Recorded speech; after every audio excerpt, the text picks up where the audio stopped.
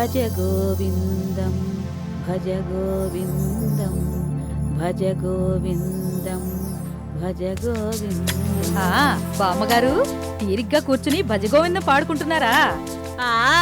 ఈ వయసులో భజ గోవిందం అని పాడుకోకపోతే ఇప్పటికింకా నా వయస్సు నిండా 16 అని పాడుకోమంటావా? అవునే, మీ ఆయన పిల్లలు బాగున్నారా? ఏదో ఆ కనకదుర్గమ్మ దయ వల్ల ఉన్నంతలో సంతోషంగానే ఉన్నాం.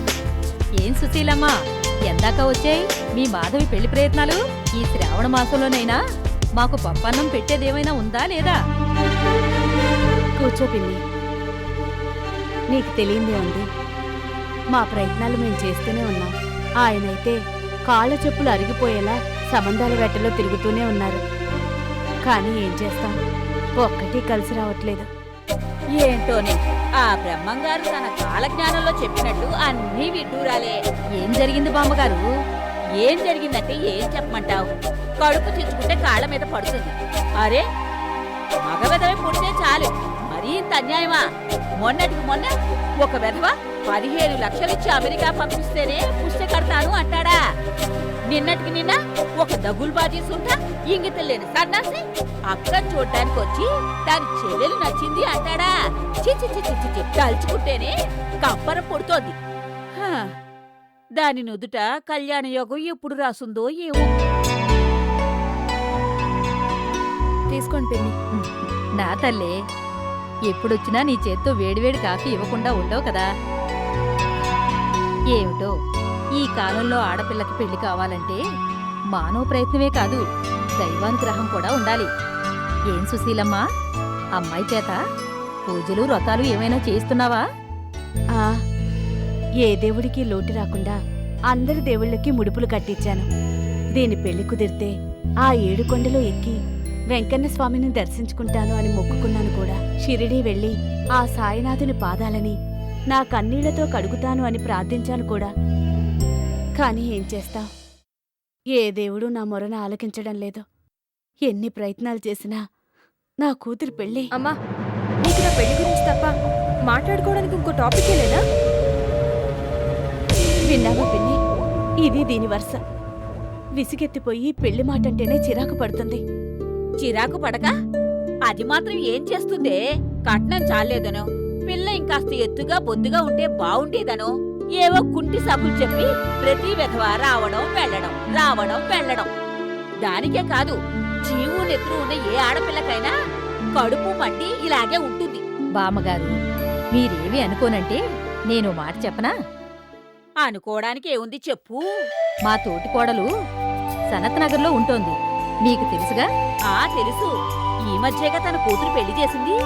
ఏమైంది? ఆ పెళ్లి సంగతే చెప్పొస్తున్నా. మీ మాధవికి లాగానే మా తోటి కోడల కూతురికి 25 ఏళ్లు దాటినా ఒక్క పెళ్లి సంబంధము కుదరలేదు. పూజలు వ్రతాలు మొక్కులు దీక్షలు ఒకటేంటి ఎన్నెన్నో చేశారు, కానీ ఫలితం మరో సంబంధం ఎలా కుదిరింది? అదే అమ్మవారి మహత్యం. అమ్మవారి మహత్యమా అంటే? చెప్పాగా, ఇక ఆ పిల్లకి పెళ్లి గీతే లేదు అని ఆశ వదిలేసుకుంటున్న సమయంలో ఎవరో చెప్పారట, అమ్మవారి గుడిలో పెళ్లి కాని ఆడపిల్ల భక్తి శ్రద్ధలతో మెట్లు కడిగి పసుపు కుంకుమలు అద్దితే టక్కున పెళ్లి కుదురుతుంది అని. మా తోటికోడల కూతురు చేత అలాగే చేయించింది. చేయించిన మర్నాడే ఆ పెళ్లి కొడుకు దానికోసం వెతుక్కుంటూ వచ్చాడు. కట్నం కూడా అడగకుండా పెళ్లి చేసుకున్నాడు. చెలో అమెరికా అంటూ ఎగరేసుకుని వెళ్ళిపోయాడు. అంచేత నేను చెప్పేదేంటంటే, అర్థమైంది. నా కూతురి చేత కూడా గుళ్ళో అమ్మవారి మెట్లు కడిగిస్తాను. భక్తి శ్రద్ధలతో మెట్టు మెట్టికి పసుపు కుంకుమలు అద్దిస్తాను. అది ఆ పని చేయించండి. మాధవి పెళ్లి కుదరకపోతే నా చెవి తెగ్గోసుకుంటాను. వస్తాను సుశీలమ్మా. ఏంటమ్మా చాదస్తాం? ఇంటికెవరొచ్చి ఏం చెప్పినా సరే అనేడువేనా? తప్పే ఉంది. ఆవిడ చెప్పింది మన మంచి కోసమేగా. ఏ పుట్టలో ఏ పావుందో ఎవరికి తెలుసు? నానమ్మా, నువ్వు కూడా ఏంటి? మీరు చెప్పినట్టే కనిపించిన ప్రతి దేవుడికి దండం పెట్టాను. రాయికి రప్పకి కూడా మొక్కమంటే మొక్కాను. చెట్టుకి పుట్టకి ప్రదక్షిణాలు చేసి విసిగిపోయాను. చాలు, ఇక నా వల్ల కాదు. తప్పే, అలా అనకూడదు. చెంపలేసుకో. ఆ అమ్మవారు గొప్ప మహిమలు గల దేవతట. కోరిన వాళ్ళ కొంగు బంగారం అట. పిన్నిగారి మాటలు విన్నావుగా? విన్నానులే.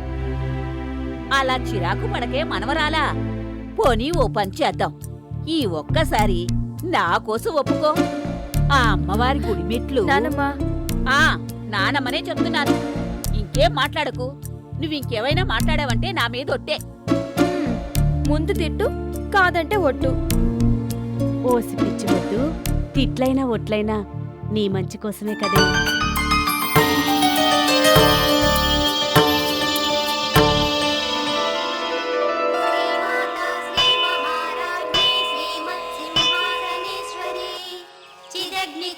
సంభూతా దేవ కార్య సముద్యతా ఉజ్జద్భాను సహస్రాభా చతుర్బాహు సమన్వితా రాగస్వరూప పాసాఢ్య క్రోధాకారాంకుశోజ్వలా మనోరూపేక్షు కోదండ పంచతన్మాత్ర సాయకా నిజారుణ ప్రభాపూర మజ్జద్ బ్రహ్మాండ మండలా చంపకాశోక పున్నాగ సౌగంధికల సత్కచా కురువిందమణి శ్రేణి కనత్కోటీర మండిత అష్టమీ చంద్ర విభ్రాజ దళిక స్థల శోభిత ముఖ చంద్ర కళంకాభ మృగనాభి విశేష. ఏంటో గుడిమెట్లకి పసుపు పూయడాలేంటో, కుంకుమ ముట్లద్దడాలేంటో. ఎందుకమ్మా నీ శ్రమే గాని ఆ అమ్మవారు కరుణిస్తుందా అని.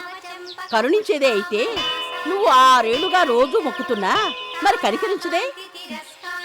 సత్తమ్మా, ఇదంతా చేస్తుంది నా కోసం కాదు, మా అమ్మ కోసం, మా నానమ్మ కోసం. కాదంటే వాళ్ళు బాధపడతారని. వాళ్ళు బాధపడతారని నువ్విలా అవస్థలు పడతావా? నాకేం బాగాలేదమ్మా. నాకు ఏం బాలేదు, కానీ ఏం చేయను? మొదలు పెట్టే ముందే ఆలోచించాలి. ఒక్కసారి మొదలు పెట్టాక పూర్తి చేసే తీరాలి. నేను చాదస్తూ అంటాను, వాళ్ళు మా కోసం చెయ్యి అంటారు. నా కోసం కాకపోయినా వాళ్ళ కోసమైనా చెయ్యాలి, అదన్నమాట. సత్తమ్మ, ఓ పంచే. ఇదంతా పూర్తి కావడానికి నాకు కనీసం 1 గంట పడుతుంది. ఈలోగా నువ్వు నీ ఆటోతో ఓ ట్రిప్ వేసిరా. మరి నువ్వు ఒంటరిగా ఇక్కడ? ఏం పర్వాలేదు సత్తమ్మ, నువ్వు వెళ్ళిరా.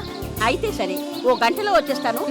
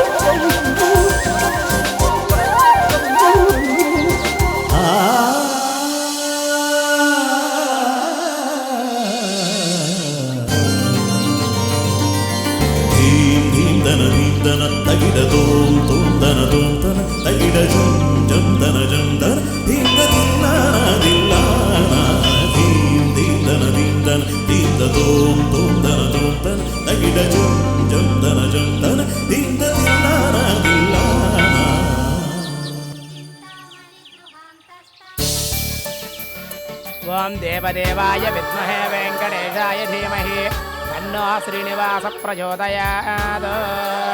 చెప్పండి అమ్మా. అమ్మవారికి అర్చన చేయండి. పేరు? మాధవి. మాధవి నామదేవస్య శ్రీ మహాలక్ష్మీ దేవత అనుగ్రహ సిద్ధ్యర్థం అద కుంకుమార్చన శ్రీ మహాలక్ష్మీదేవ్యై నమః. నానావిధ పరిమళపత్ర పుష్పాన్ని పూజయాం సమర్పయామి. ఆనందకర్పూర దివ్యమంగళ దివ్య నీరాజనం సమర్పయామి. ఇష్టకామ్యార్థఫల సిద్ధిరస్తు.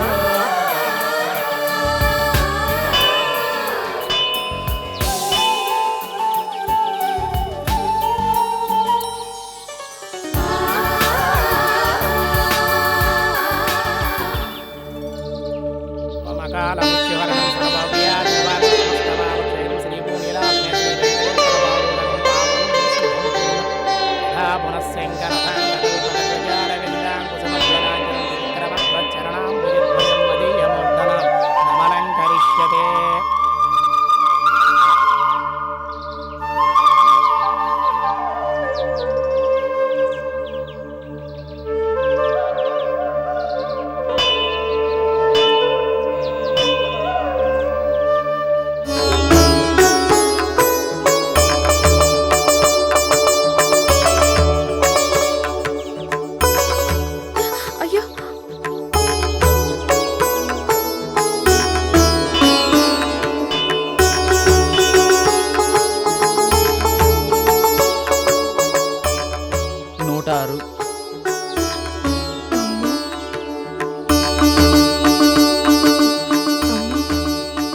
106.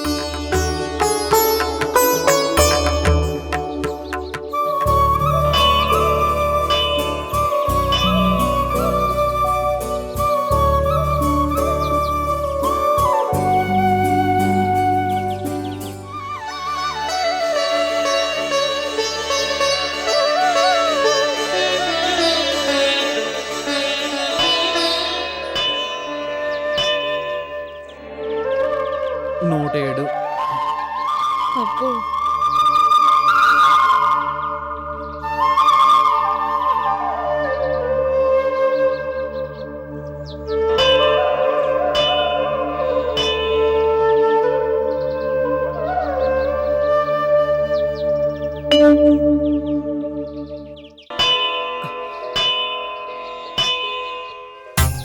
అమ్మా తల్లి అనుగ్రహించు. ఆగకుండా లేవకుండా 108 పొర్లు దండాలు పూర్తి చేశాను. అమ్మో, 108 పొర్లు దండాలే. ఆ, అమ్మవారి గుళ్ళో 108 పొర్లు దండాలు పెడితే మనసులో కోరిక తీరుతుందిరా బడుద్దా అని చెప్పింది మా అమ్మ. ఏ పుట్లో ఏ పాము ఉందో తెలియదు కదండి. అందుకే రేపు నేను అటెండ్ అవ్వబోయే ఇంటర్వ్యూలో ధనాధన్ మన జాబ్ వచ్చేసేలా వరం ఇవ్వమని చెప్పి అమ్మవారిని వేడుకున్నాను అనమాట. తీసుకోండి. చాలా థ్యాంక్స్ అండి. వైదవే నాలాగే మీకు కూడా భక్తి అది ఎక్కువ అనుకుంటా. నాకు మీ అంత భక్తి లేదులేండి. లేకపోతే మరి మెట్టు మెట్టుకి పసుపు బొట్టు ఎందుకు పెట్టారండి? ఇందాక చూశానులేండి. మీరేం మొక్కున్నారో నాకు తెలియదు కానీ నేను మాత్రం అమ్మవారిని గట్టిగా మొక్కుకున్నాను. అమ్మ తల్లి, ఒక్క ఉద్యోగం, ఒకే ఒక ఉద్యోగం ప్లీజ్ అని చంపలేసుకుని ప్రార్థించాను. ఒట్టండి, చదువు ఫినిష్ చేసి 6 నెలలైంది. ఒక ఫ్రెండ్ మీద పడి 6 నెలలుగా ఫ్రీగా తింటూ బతికేస్తున్నాను. Free boarding, free lodging. నాకు కూడా కొంచెం సిగ్గుండాలి కదండి. కానీ ఏం చేయను, ప్రతి జాబ్కి అప్లై, కానీ నో రిప్లై. రాక ఇవాళ ఓ ఇంటర్వ్యూకి కాల్ లెటర్ వచ్చింది. అందుకే ఈ హడావిడంతా. అయితే ఆ అమ్మవారికి పొర్లు దండాలతో కాకా పడుతున్నారన్నమాట. తప్పదండి బాబు. ఈ కాలంలో మగాడికి ఉద్యోగం కావాలంటే లంచం పోయాలి, ఆడపిల్లకు పెళ్లి కావాలంటే కట్నం పోయాలి కాదా? ఏ పాటున్నా సాపాటు తప్పదు కదండి. పైగా ఉద్యోగం పురుష లక్షణం అన్నారు. అదే లేకపోతే మూతి మీద మీసం ఉండి మాత్రం ఏం లాభం అండి? అమ్మయ్య, నవ్వారా? ఈ నవ్వేనండి బాబు మనిషిని ఆశగా బతికించేది. కడుపులో ఎలుకలు ధర్నా చేస్తున్నా, పేగుల్ని కరకర కొరికి పారేస్తున్నా, పైకి మాత్రం నవ్వుతూ బతకాలి. తప్పదు కదండి, పేదోడుగా పుట్టారు. అందుకే రోజు టెన్షన్గా ప్రసాదం టైంకి గుళ్ళో వాలిపోతాను. పులిహోరో, దద్దోజనమో, శనగలో, సుండలో ఏదైతేనే మార్నింగ్ టిఫిన్ పడితే ఆత్మరాముడు శాంతిస్తాడు కదా. మీరేం చదివారు? ముప్పొద్దులా తిండి పెడుతుందని, కనీసం 30,000 జీతం వస్తుందని MBA పూర్తి చేశా. కాలేజీలో ఆఖరి పరీక్ష రాయగానే పెద్ద పెద్ద కంపెనీల వాళ్ళంతా పోటీలు పడి అమాంతం నన్ను ఎగరేసుకుపోతారని ఎన్నెన్నో కలలు కన్నా. కానీ ఆఖరి ఎగ్జామ్ తర్వాత కాదు, 6 నెలలు గడిచినా ఎవ్వరూ రాలా. నేనే వెళ్దామన్నా ఒక్కరూ లోపలికి రానివ్వలేదు.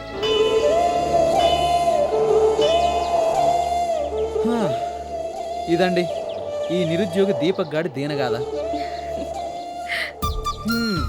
అంతేలేండి, నాలాంటి కోన్ కిస్క నిరుద్యోగాన్ని చూస్తే మీకేంటి, ఎవరికైనా ఇలాగే నవ్వు వస్తుంది. అయ్యో, అందుకాదండి, కష్టాన్ని కూడా ఈజీగా నవ్వొచ్చేలా మీరు చెప్పడం చూసి. మరేం చేయనండి, బాధల్ని మర్చిపోవాలంటే నవ్వుని ముఖానికి కప్పించుకోవాలి కదా.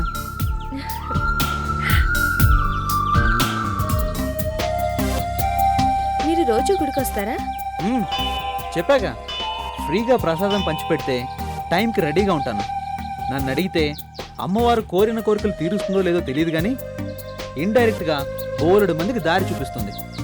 అదేలాగా? ఎలాగేంటండి బాబు, నాలాంటి నిరుద్యోగులకి, గుళ్ళో పూజారులకి, గుడి బయట అడుక్కునే బిచ్చగాళ్ళకి, కొబ్బరికాయలు అమ్ముకునే వాళ్ళకి, చెప్పులు పెట్టుకునే వాళ్ళకి, ప్రసాదానికి పదార్థాలు సప్లై చేసే వాళ్ళకి, హుండీలో లాభాలు లెక్క పెట్టుకునే ప్రభుత్వం వాళ్ళకి కూడా. అందుకే దేవుడికి జిందాబాద్ అంటాను. మీరేమంటారు? ఏమంటాను? రేపటి ఇంటర్వ్యూలో మీరు తప్పకుండా సెలెక్ట్ అవుతారు అంటాను. అబ్బా, ఎంత తీయటి మాట చెప్పారండి. మీ మాట నిజమై నాకు ఉద్యోగం వస్తే అమ్మవారికి చక్కెర పొంగల్ చేయిస్తాను. ఆ ప్రసాదం మొత్తం మీకే. ఓకేనండి, ఆల్ ది బెస్ట్. 1 మినిట్. ఒకవేళ నాకు ఉద్యోగం వచ్చిందే అనుకోండి, మీ పేరు కూడా నాకు తెలియకపోతే అమ్మవారికి మీ పేరు మీద థ్యాంక్స్ ఎలా చెప్పాలి, అర్చన ఎలా చేయించాలి?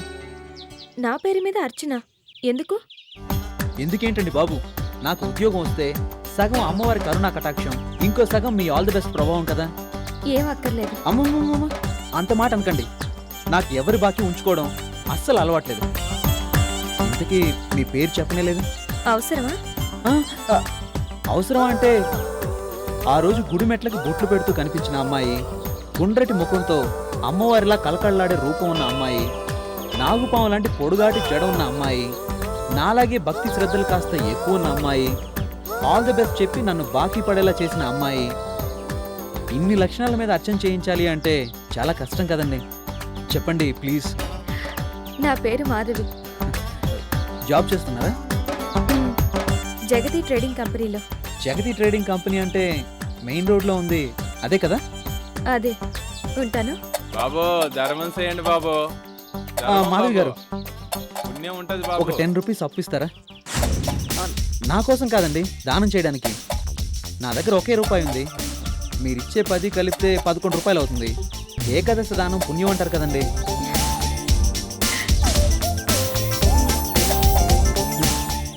తీసుకో. ఇప్పుడు నేను మీకు 10 రూపాయలు బాకీ. ఈ 10 రూపాయలు ఎలాగోలా కష్టపడి మీ బాకీ తీర్చేస్తాను, సరేనా? వస్తానండి.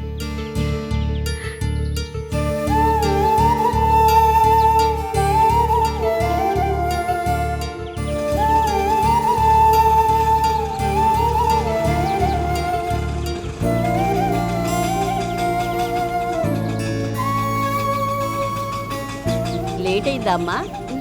పర్వాలేదు.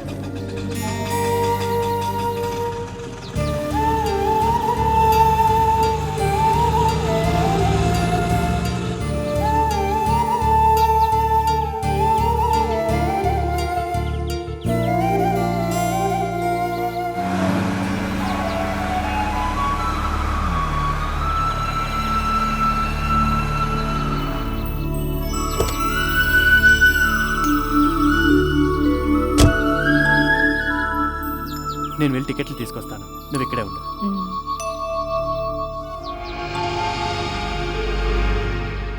రెండు టికెట్లు ఇవ్వండి. అలాగే సార్. ఎంత? Each 50 sir.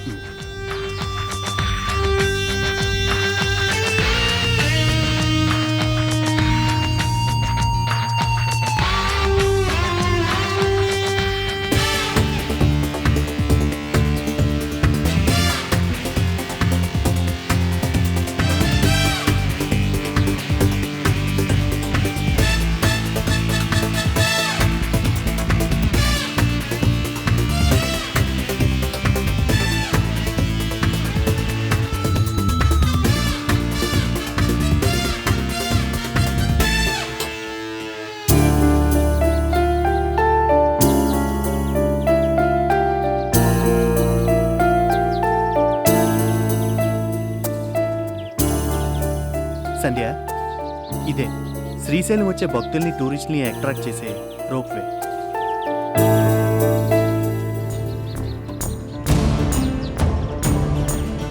పాపం కావేరి కూడా వస్తే బాగుండేది. బాగుండేది, కానీ ఏం చేద్దాం? నేను రాను. రోప్వే అంటే నాకు చచ్చేంత భయం, హడలిపోతుంటే. ఏం పర్వాలేదులే, మనం వెళ్ళాక విశేషాలన్నీ చెప్తాం.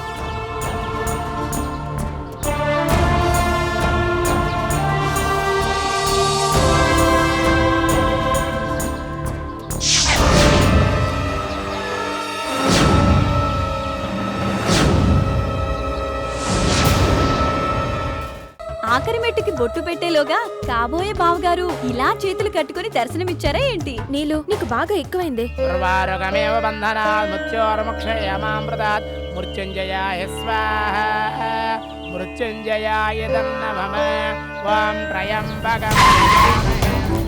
దీనికేవో మాయమాటలు చెప్పి గుట్టలో పడేసి మళ్ళీ వీణ్ణి కట్టుకొని కులుకుదాం అనుకుంటున్నావా?